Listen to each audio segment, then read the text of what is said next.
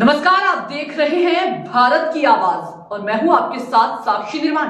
आइए शुरुआत करते हैं आज की कुछ खास खबरों से। डीएम साहब को क्या पत्र देने आए थे? जी, मैं डीएम साहब के पास अपनी फरियाद लेकर के आई हूँ कि रोज प्रतिदिन मुझे मानसिक रूप से टार्चर किया जा रहा है। मेरे परिवार के खिलाफ में षड्यंत्र रचा जा रहा है, मेरे खिलाफ में षड्यंत्र रचा जा रहा है।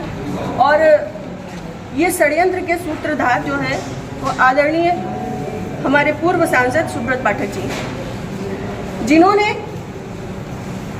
हमारे गेस्ट हाउस को लेकर के हमें ये कहा कि हम भू माफिया हैं। मैं आप सब लोगों को ये बात को अवगत करा देती हूँ कि हमारी जितनी भी ज़मीनें हैं 35-40 बीघे से ज़्यादा ज़मीन नहीं, और जिसमें हम मेरे खुद के नाम पे सिर्फ 3 बीघे ज़मीन है। और 3 बीघे ज़मीन वाली महिला कैसे भू माफिया हो सकती है? और 35-40 बीघे की ज़मीन में हम मेरे ससुर साहब, मेरी सासू माँ, मेरे हस्बैंड और मेरे देवर देवरानी 6 लोग आते हैं। इतनी सी ज़मीन में कैसे लोग भू माफिया हो जाते हैं? जो ये बड़ा उससे कह रहे हैं कि चपुन्ना के भू माफिया। और रही बात मेरे गेस्ट हाउस की, राधा रानी गेस्ट हाउस की, तो आज इन्हें ये पर लग रहा है कि वो हमने सरकारी भूमि में बनाया है, अवैध ज़मीन पे कब्जा किया है।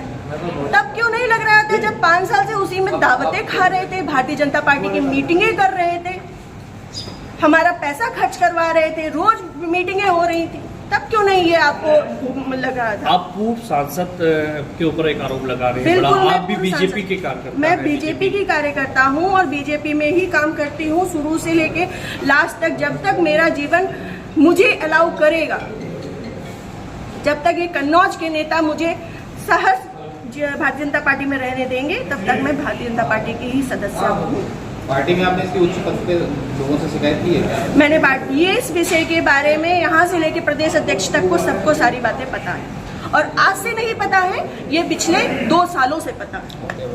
मेरे पिताजी, मेरे ससुर साहब, मेरे हस्बैंड, मेरे हम सब लोगों के लिए हत्या तक का मतलब षड्यंत्र रचा जा चुका है, और विगत के चुनाव के निर्णय के बाद ही रचा गया।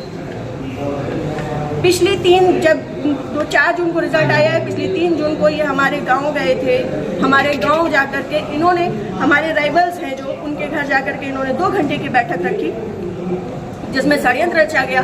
और उसके बाद ही उसी दिन इनके एक प्रमुख कार्यकर्ता कहिए, चमचे कहिए, कुछ भी कहिए, वो जीतू त्रिपाठी, उन्होंने मेरे ससुर साहब को फ़ोन किया, जिसकी मैं रिकॉर्डिंग आप सबको भेजूंगी और चाहूंगी कि मीडिया में आप चलाएं। उन्होंने मेरे ससुर साहब को धमकी दी कि अगर चपुन्ना चुनाव नहीं जीता तो आपको 4 तारीख के बाद देख लिया जाएगा। उसके बाद से ये सारा षड्यंत्र रचा गया। क्या चुनाव हरवाने में आपका भी श्रेय जाता है? मैं भारतीय जनता पार्टी, जिस तरीके से वो आरोप लगा रहे हैं, क्या वो कुछ भी कहे, वो तो ये भी कह रहे हैं कि भाई नेहा त्रिपाठी ने 20 लाख रुपए ले लिए थे सपा से। वो तो उनका मुंह है, कुछ भी कह सकते हैं। पर मैं भारतीय जनता पार्टी की कार्यकर्ता हूं, और सभी लोग सोशल मीडिया जानते हैं, चलाते हैं, सभी लोग मेरी आईडी में देख सकते हैं कि मैंने किस तरीके से काम किया है। मैं सुब्रत पाठक के लिए काम नहीं करती, मैं भारतीय जनता पार्टी के लिए काम करती हूँ। आपने प्रशासन और पुलिस से शिकायत की इस बारे में? जी, मैंने पिछली 25 तारीख को प्रशासन पुलिस से शिकायत की थी, जिसमें सीओजी की टीम गठित है, और अभी तक कोई भी पकड़ा नहीं गया। क्या मानती है पुलिस, प्रशासन और पुलिस दोनों लापरवाही कर रहे हैं? संभवतः हो सकता है, क्योंकि जिस हिसाब से अब दिन बीतते जा रहे हैं तो मेरा भी सब्र का पैमाना टूटता जा रहा है, और मुझे, मेरे परिवार को बहुत ज़्यादा खतरा है इन लोगों से जो हमारे दुश्मन हैं। चूँकि सुब्रत पाठक जी ने, हमारे जो राइवल्स हैं, सभी आजीवन कारावास के मुजरिम हैं। सभी आजीवन कारावास के मुजरिम हैं। मैंने इसमें लिख के भी दिया है, संदीप तिवारी, प्रदीप तिवारी, मनोज अग्निहोत्री, ये बलात्कारी केस के और आजीवन कारावास, गैंगस्टर, इन पे सब तरीके की धाराएं लग चुकी हैं इनमें, ऐसे लोगों के साथ में। और जिसको इन्होंने हम लोगों की सुपारी दी है, अखिलेश यादव उर्फ छक्की, वो इनके, हाँ, यहाँ ठटिया का ही निवासी है, गाँव झहुआ है उसका। वो इन लोगों के साथ में, सुब्रत पाठक के साथ में भी जेल में रहा है, और इन लोगों के साथ में भी जेल में रहा है, और अभी फरार है। और इन लोगों की मोटरसाइकिल भी उनके पास है, अभी तक वो भी बरामद नहीं हुई। ये लोग सिर्फ मेरा मानसिक, शारीरिक और चारित्रिक शोषण करते आ रहे हैं 2 साल से। मैं 3 साल से मैं बहुत ज़्यादा परेशान हो चुकी हूँ। अब ये चीज़ें नहीं होंगी। आज आपने जिलाधिकारी से बातचीत की है, क्या उन्होंने आश्वासन दिया? उन्होंने मुझे पूर्ण आश्वासन दिया है कि इस पे निष्पक्ष जांच होगी, क्योंकि हमारे पास रिकॉर्ड्स भी हैं, हमारे पास सबूत भी हैं और बहुत सारी चीज़ों के सबूत हैं।